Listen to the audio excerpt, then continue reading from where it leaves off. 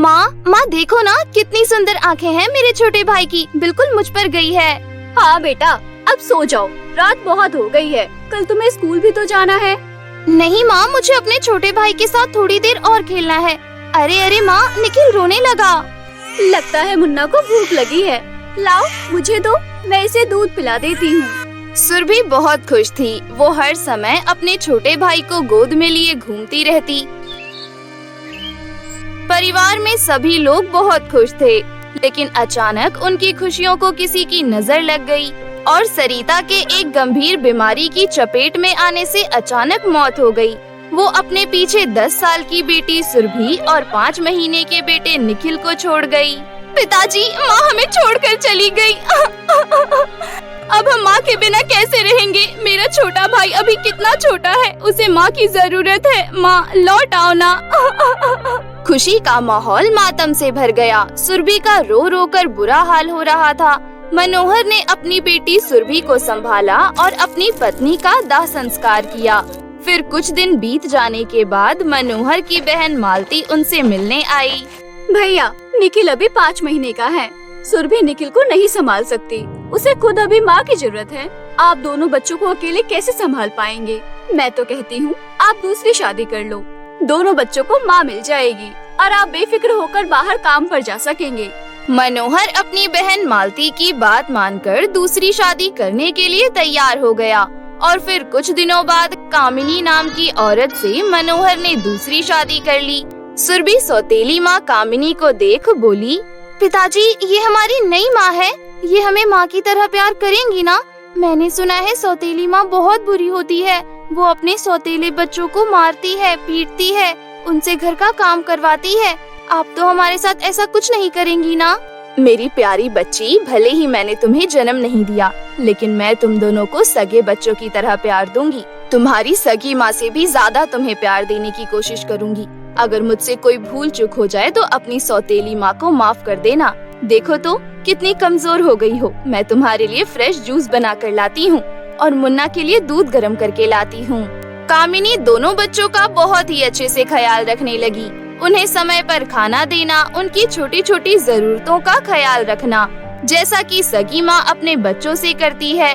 मनोहर भी ये सब देखकर बहुत खुश था कि उसने दूसरी शादी करके कोई गलती नहीं की। सुरभि भी बहुत खुश थी कि उसकी सौतेली माँ उसका और उसके छोटे बेटे का कितना अच्छे से ख्याल रख रही है। ऐसे ही कुछ महीने बीत गए। फिर एक रात, सुरभि बेटा जाकर अपने रूम में सो जाओ। नहीं माँ, मुझे आपके पास ही सोना है। सुरभि, अच्छे बच्चे जिद नहीं करते। देखो मुन्ना भी सो चुका है, अब तुम भी जाकर सो जाओ, कल तुम्हें स्कूल भी तो जाना है। पिताजी नहीं आए अभी तक? वो काम के सिलसिले से बाहर गए हैं, कल लौटेंगे। अब तुम सो जाओ, रात काफी हो गई है। सुरभि अपनी सौतेली माँ की बात मान अपने कमरे में सोने चली गई। अगली सुबह सुरभि को रोने की आवाज सुनाई देने लगी। रोने की आवाज सुन सुरभि तुरंत अपनी सौतेली माँ कामिनी के कमरे में गई। उसने देखा उसकी सौतेली माँ की आंखों से आंसू बह रहे हैं। क्या हुआ माँ, आप रो क्यों रही हो? आप कुछ बोल क्यों नहीं रही? कुछ तो बोलो माँ। मैं तो लुट गई, बर्बाद हो गई। सुरभि, मेरी प्यारी बच्ची, मुन्ना हमें छोड़कर चला गया। रात को अचानक मुन्ना की तबीयत बहुत ज्यादा खराब हो गई। मैं इसे डॉक्टर के पास ले गई, लेकिन तब तक बहुत देर हो चुकी थी। ये सुनते ही सुरभि फूट फूट कर रोने लगी। वो अपने छोटे भाई से बहुत प्यार करती थी। जब मनोहर काम खत्म कर घर लौटा तो उसे भी अपने बेटे का इस तरह चले जाने से गहरा धक्का लगा। सुरभि ने अपने छोटे भाई के चले जाने के गम में खाना पीना सब छोड़ दिया।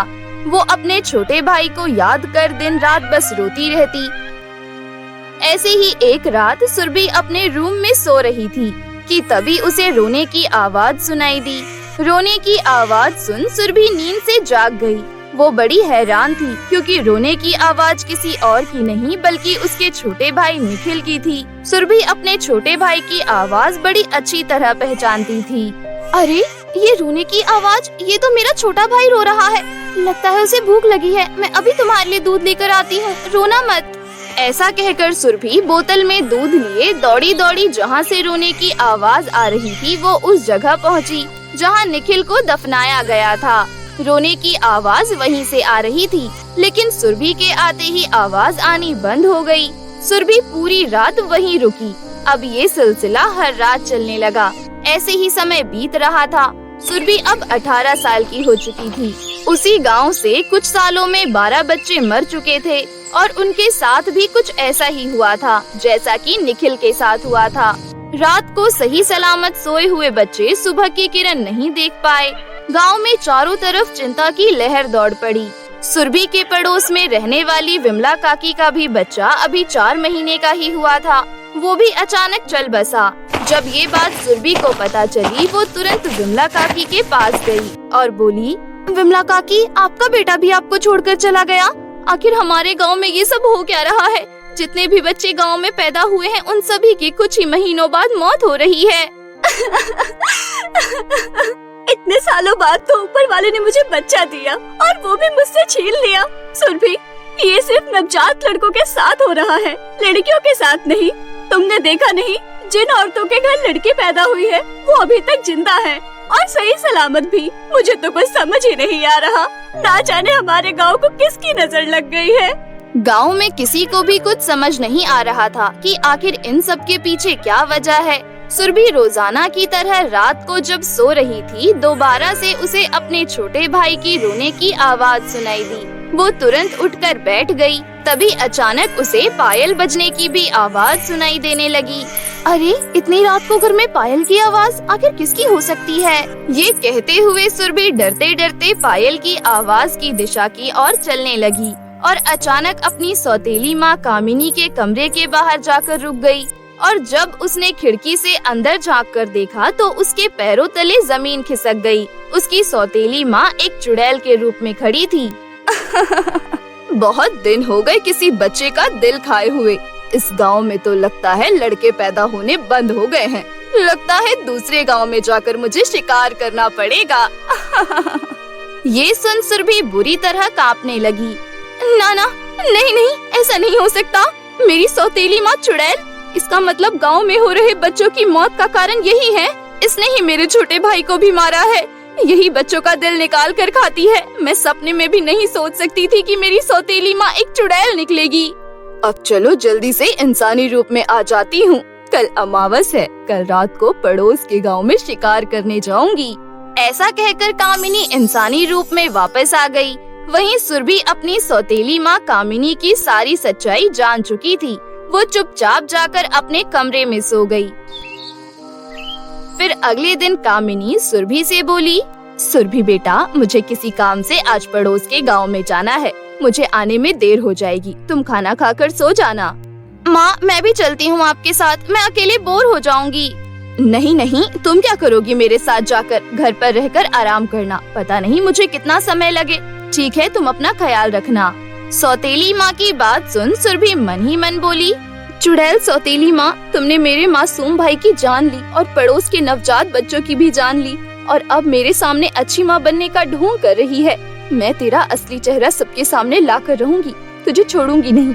मैं अपने छोटे भाई और गांव के सभी मासूम बच्चों का बदला तुझसे लेकर ही रहूंगी। तू पड़ोस के गांव में बच्चों का शिकार करने जा रही है ना, लेकिन मैं तुझे और मासूमों की जान नहीं लेने दूंगी। सुरभि बेटा, क्या सोचने लगी? कुछ नहीं, मैं अपना ख्याल रख लूंगी। अच्छा ठीक है। सुरभि अपनी सौतेली माँ कामिनी की सच्चाई जान चुकी थी।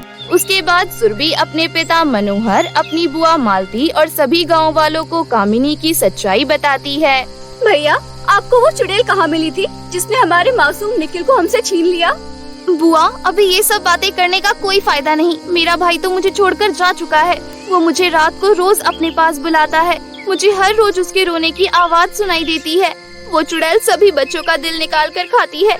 मेरे भाई की आत्मा को तभी शांति मिलेगी जब उस चुड़ैल को मार दिया जाएगा। हम सभी को मिलकर उस चुड़ैल का खात्मा करना होगा। उसे उसके किए की सजा देनी होगी। फिर सभी लोग सुरभि के साथ उस चुड़ैल को मारने के लिए एकजुट हो जाते हैं और रात होने का इंतजार करने लगते हैं। जब कामिनी चुड़ैल रूप में दूसरे गांव पहुंची, तभी उसके सामने सुरभि उसका रास्ता रोककर खड़ी हो गई। ये देख कामिनी हंसते हुए बोली, अच्छा, तो तुझे मेरी सच्चाई पता चल चुकी है कि मैं चुड़ैल हूँ। कोई बात नहीं, अब मैं तुझे मारकर तेरा भी दिल निकाल कर खा जाऊंगी। जैसे तेरे भाई का खाया था। तुझे खाकर मेरा कोई फायदा नहीं होगा, लेकिन मेरी सच्चाई छुपी रहेगी। दुष्ट चुड़ैल, मैं तुझसे अपने भाई और उन सभी मासूमों की मौत का बदला लेने आई हूँ, जिनका तूने दिल निकाल कर खाया है। तुझे मैं नहीं छोड़ूंगी। तू मेरा कुछ नहीं बिगाड़ पाएगी। अब तू भी मरने के लिए तैयार हो जा। ये कहते हुए कामिनी जोर जोर से हंसने लगी। तभी अचानक सभी गांव वालों ने कामिनी को घेर लिया। उनके हाथों में गंगा जल से भरा लोटा था। इससे पहले कि चुड़ैल कामिनी कुछ समझ पाती, सभी ने उस पर गंगा जल छिड़क दिया। गंगा जल छिड़कते ही कामिनी का शरीर जलने लगा और वो राख के ढेर में बदल गई। इस तरह सुरभि ने चुड़ैल सौतेली माँ का खात्मा कर अपने भाई की मौत का बदला ले लिया। अब सुरभि को रात के समय उसके भाई की रोने की आवाज आनी बंद हो गई। वहीं गांव के लोगों ने सुरभि का धन्यवाद किया, क्योंकि उसी की वजह से उनका गांव चुड़ैल के साए से मुक्त जो हो चुका था। महिमा अपने चाचा चाची के साथ रहती थी। महिमा के चाचा नीरज और चाची शिल्पा उसे बहुत प्यार करते थे। नीरज और शिल्पा दोनों साथ मिलकर जमींदार के खेत में खेती का काम करते थे। एक दिन दोनों खेत में काम कर रहे होते हैं, तभी महिमा उनके पास जाती है और बोलती है, चाची देखो मैं क्या लेकर आई हूँ। दिखा जरा। महिमा अपने चाचा चाची को एक छोटा सा बॉक्स दिखाती है। बॉक्स देखकर शिल्पा बोलती है, अरे ये तो बहुत छोटा सा बॉक्स है। ये छोटा सा बॉक्स तुझे कहाँ मिला? मैं अपने दोस्तों के साथ जंगल से फल तोड़कर आ रही थी, तभी रास्ते में मुझे ये बॉक्स मिला। मेरे दोस्तों ने ये छोटा सा बॉक्स लेने से मना कर दिया, इसलिए मैं इसे अपने साथ ले आई। ये बॉक्स तो बहुत पुराने जमाने का लग रहा है। चाची चलो इसे दुकान में बेच कर आते हैं। इस पुराने बॉक्स को कौन लेगा? वैसे भी ये एक छोटा सा पुराना बॉक्स है, ना कि सोने का सिक्का जो इसे दुकान में जाकर बेच आए। ठीक है, फिर मैं इसे अपने पास अपने कमरे में रख लेती हूँ। इतना बोलकर महिमा वहाँ से चली जाती है। अगले दिन नीरज और शिल्पा बैठकर चाय पी रहे होते हैं। तभी महिमा बाहर से घूमकर आती है और बोलती है, ये देखो चाचा जी, मुझे सोने का सिक्का मिला। लेकिन सोने का सिक्का तुझे कहाँ से मिला? जहाँ से मुझे कल पुराने जमाने का छोटा सा बॉक्स मिला था, वहीं से मुझे आज सोने का सिक्का मिला। चलिए मैं तो कहती हूँ इसे सुनार की दुकान में जाकर बेच आते हैं। हाँ। उसके बाद तीनों सोने का सिक्का लेकर सुनार की दुकान पर जाते हैं। सोने का सिक्का देखने के बाद सुनार बोलता है, इस सोने के सिक्के के मैं आप लोगों को 21,000 रुपए दूंगा। ये सुनकर तीनों बहुत खुश होते हैं और पैसे लेकर घर वापस आने लगते हैं। तभी रास्ते में महिमा अपने चाचा जी से कहती है, चाचा जी मेरे लिए कुछ कपड़े और मिठाइयाँ खरीद दो ना। हाँ हाँ मेरी बच्ची। और मेरे लिए भी साड़ियाँ खरीद दो और चूड़ियाँ भी। तुम्हारे लिए बस एक साड़ी और एक जोड़ी चूड़ी बस, क्योंकि मैं सोच रहा हूँ कि जमींदार साहब से लिए हुए उधार मैं जल्दी से चुकता कर दूं। उसके बाद दोनों कुछ कपड़े और मिठाइयाँ लेकर घर आ जाते हैं। थोड़ी देर बाद नीरज जमींदार के घर पैसे देने जाता है। नीरज जमींदार से बोलता है, साहब मैंने आपसे 23,000 रुपए लिए थे, उसमें से आप 18,000 काट लो, बाकी के पैसे भी मैं जल्द लौटा दूंगा। इस तरह नीरज जमींदार को पैसे दे देता है और वहाँ से घर वापस आ जाता है। उस दिन महिमा और उसके चाचा जी बहुत खुश थे, क्योंकि उन्हें बिना मेहनत किए 21,000 रुपए मिल गए थे। इसी तरह 25 दिन बीत जाते हैं। तभी एक दिन जमींदार अपने कुछ चेलों को लेकर महिमा के घर आ जाता है और बोलता है, नीरज तूने मुझे कहा था कि बाकी के पैसे तू मुझे जल्द ही लौटा देगा, और तूने अभी तक नहीं दिया, इसलिए तेरा ब्याज 15,000 बढ़ गया है। कुल मिलाकर अभी भी तेरे ऊपर मेरा 95,000 रुपए है। लेकिन साहब मैंने तो आपसे इतना सारा उधार लिया ही नहीं था, मैंने तो बस आपसे 23,000 रुपए लिए थे। अब तो तू झूठ भी बोलने लगा है क्या? तूने मेरे से 1.5 लाख रुपए लिए थे, उसमें से अभी भी 95,000 बचा है। अगर तूने मुझे पैसे नहीं दिए तो अभी के अभी मैं तेरा घर भी ले लूंगा। नहीं, ये गलत है, मैंने आपसे कभी इतने पैसे लिए ही नहीं थे। साहब कुछ तो दया कीजिए, अगर आपने हमारा ये घर ले लिया तो हम कहाँ जाएंगे और कहाँ रहेंगे? वो सब मैं नहीं जानता, ये मेरा काम है बहन, और काम में मैं कोई भाई बंधु नहीं देखता। अगर 2 दिन के बाद मुझे मेरे 95,000 रुपए नहीं दिए तो ये घर मेरा हो जाएगा। इतना बोलकर मुस्कुराते हुए जमींदार वहाँ से चला जाता है। जमींदार के जाने के बाद शिल्पा कहती है, अभी हमारे पास इतने पैसे नहीं है, पता नहीं अब हमारा क्या होगा। 2 दिन में मैं 95,000 कहाँ से लाऊंगा? और वैसे भी मैंने तो इनसे 1.5 लाख रुपए कर्ज लिया ही नहीं था, फिर ये 95,000 कहाँ से बने? चाचा जी, क्या हमें अब ये घर छोड़कर जाना पड़ेगा? इतना बोलकर महिमा रोने लगती है। उसके बाद सभी ये सोचकर रोने लगते हैं कि जल्दी उन्हें बेघर होना पड़ेगा। महिमा अपने कमरे में जाती है और अपना कमरा घूर घूर के देखने लगती है, क्योंकि उसे पहले ही सारी बातें याद आ रही थी। थोड़ी देर बाद अपना कुछ सामान निकालने के लिए महिमा अपनी अलमारी खोलती है और उसे वही पुराने जमाने का छोटा सा बॉक्स नजर आता है। महिमा छोटे से बॉक्स को बाहर निकालती है और बोलती है, अरे इसके बारे में तो मैं भूल ही गई थी। इतना बोलकर महिमा बॉक्स को जमीन पर रखती है। तभी अचानक छोटा सा बॉक्स बड़े से बॉक्स में बदल जाता है। ये तो अचानक इतना बड़ा हो गया है, अभी इसको खोलकर देखती हूँ कि भला इसके अंदर क्या है। इतना बोलकर महिमा बॉक्स खोलती है। बॉक्स में उसे एक फ्रॉक और एक सैंडल नजर आता है। फ्रॉक और सैंडल को देखकर महिमा बहुत खुश होती है। अरे वाह, ये तो बहुत सुंदर फ्रॉक और सैंडल है, ये तो मुझ पर बहुत अच्छी लगेगी। पहले मैं सैंडल पहनकर देखती हूँ और फिर बाद में फ्रॉक पहनूंगी। इतना बोलकर महिमा सैंडल पहन लेती है। सैंडल पहनकर महिमा शिल्पा के पास जाती है और बोलती है, चाची देखो, ये सैंडल मुझ पर कितनी अच्छी लग रही है। शिल्पा को सैंडल नजर आ रही थी और महिमा की आवाज भी सुनाई दे रही थी, लेकिन उसे महिमा नजर नहीं आ रही थी। शिल्पा इधर उधर देखती है और बोलती है, महिमा कहाँ है तू बेटा, मुझे नजर क्यों नहीं आ रही? इतना बोलकर शिल्पा नीरज को बुलाती है। सुनिए जी, जरा इधर आइए। शिल्पा की आवाज सुनकर नीरज वहाँ आता है और बोलता है, क्या हुआ शिल्पा? मुझे महिमा की आवाज सुनाई तो दे रही है और सैंडल भी नजर आ रहा है, लेकिन महिमा नजर नहीं आ रही। महिमा जरा सैंडल उतारो। महिमा सैंडल उतार देती है और उसके बाद वो अपने चाचा चाची को नजर आने लगती है। मुझे लग रहा है कि ये कोई जादुई सैंडल है जिसे पहनकर महिमा गायब हो गई थी। तुझे कहाँ से मिला ये? चाची, आपको याद है मैं एक छोटा सा बॉक्स लेकर आई थी। आज मैंने उस छोटे से बॉक्स को बाहर निकाला, तभी अचानक वो बड़े से बॉक्स में बदल गया। जब मैंने उसे खोलकर देखा तो उसमें मुझे एक फ्रॉक और ये वाली सैंडल मिली। तभी नीरज कुछ देर सोचता है और बोलता है, मेरे पास एक बहुत अच्छी तरकीब है। कैसी तरकीब? महिमा ये जादुई सैंडल पहनकर जमींदार के कमरे में जाएगी और उसे मेरी मरी हुई दादी बनकर डराएगी। जमींदार डर जाएगा और हमसे हमारा घर नहीं छीनेगा। ये तो बहुत अच्छी तरकीब है। वैसे भी जब हमने उनसे इतना कर्ज लिया ही नहीं है तो क्यों दे? अब वो सीधी तरह से नहीं मानेंगे तो उंगली टेढ़ी तो करनी ही पड़ेगी। उसके बाद तीनों जमींदार के घर जाते हैं।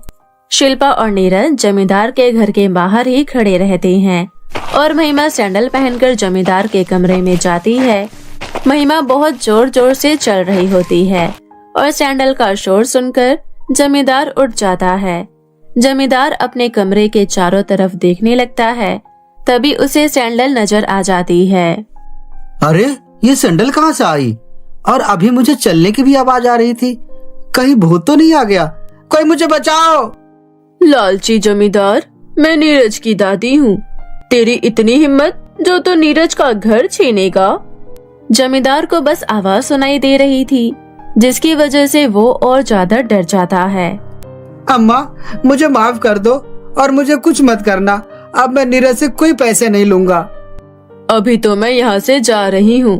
अगर अगली बार फिर से तूने नीरज को तंग करने की कोशिश की तो मैं तुझे छोड़ूंगी नहीं। इतना बोलकर महिमा वहाँ से चली जाती है। उसके बाद महिमा अपने चाचा चाची के साथ घर चली जाती है। महिमा अपने कमरे में जाती है और फिर से बॉक्स में सैंडल को रख देती है। तभी फ्रॉक में से आवाज आती है, महिमा, सैंडल की तरह मैं भी जादुई हूँ। मैं अच्छे से जानती हूँ कि किस तरह तुम्हारे चाचा जी और चाची जी जमींदार के खेत में मेहनत करते हैं और उनको उस मुताबिक पैसे भी नहीं मिलते हैं।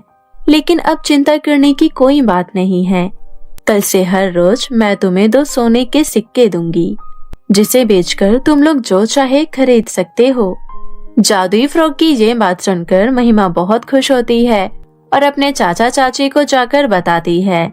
उस दिन से जमींदार फिर से कभी भी उन्हें तंग करने नहीं आता और जादुई फ्रॉक के 2 सोने के सिक्के की मदद से वे लोग अपनी सारी इच्छा पूरी करने लगे थे। इस तरह हमेशा के लिए सब कुछ ठीक हो जाता है और महिमा अपने चाचा चाची के साथ हंसी खुशी जीवन व्यतीत करने लगती है।